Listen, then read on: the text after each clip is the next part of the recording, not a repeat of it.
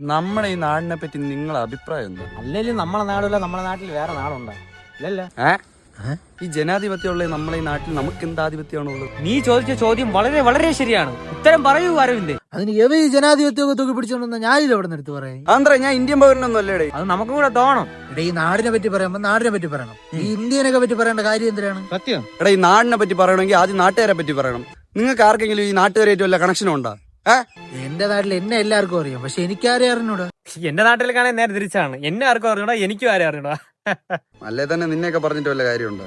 വല്ലപ്പോഴും വീട്ടിന്റെ വെളി ഇറങ്ങി നാട്ടുകാരായിട്ടൊക്കെ വല്ല സംസാരിക്കണം. അത് നീ പറഞ്ഞതിൽ 100% ഞാൻ യോജിക്കും. 18 കോടി ജനങ്ങളുള്ള ഈ നമ്മളെ നാട്ടിൽ നമ്മളെപ്പോലുള്ള യുവാക്കൾക്ക് ജോലിയില്ല. അതിന് നീ പഠിക്കണമായിരുന്നു. അതിന് നീ 18 കോടി എന്ന് പറഞ്ഞതേ തെറ്റാണ്. നമ്മുടെ നാട്ടിൽ എവിടെ നിന്നാ 18 കോടി ആൾക്കാരുള്ളത്? എന്നാ ശരി, എത്ര പേരുണ്ടെന്ന് നിനക്കറിയാമോ കറക്റ്റായിട്ട്? എന്നാ പറ. അങ്ങനെ കൃത്യമായിട്ട് അറിയണമെങ്കിൽ നമ്മളെ മാമയടുത്ത് ചോദിക്കേണ്ടി വരും. നീ അവനെ വിട്. നീ നേരത്തെ പരീക്ഷയിൽ എന്തോ പഠിക്കുന്നതിന്റെ എന്തോ കേസ് ചോദിച്ചില്ലേ? എടാ, എനിക്ക് +2 എങ്കിലും ഞാൻ 2 എഴുതിയെടുത്ത് 3 വർഷമായിട്ട് എഴുതിയല്ലടാ. ഏതെങ്കിലും ഒന്നെങ്കിലും എഴുതിയെടുത്താ നീ? ഇപ്രാവശ്യം എഴുതിയ പരീക്ഷ ഞാൻ തന്നെ തൂക്കും. 2 വർഷമായിട്ട് നീ ഇതൊക്കെ തന്നെയല്ലേ പറയണത്? എന്തിനാകുമെന്ന് എനിക്കൊരു പിടിയുമില്ല. കളിയ പരീക്ഷയിലായിരിക്കും വിടാ. മഴ വരണ്ട, പാടെ വീട്ടിൽ പോടാ. അവന് വട്ട്.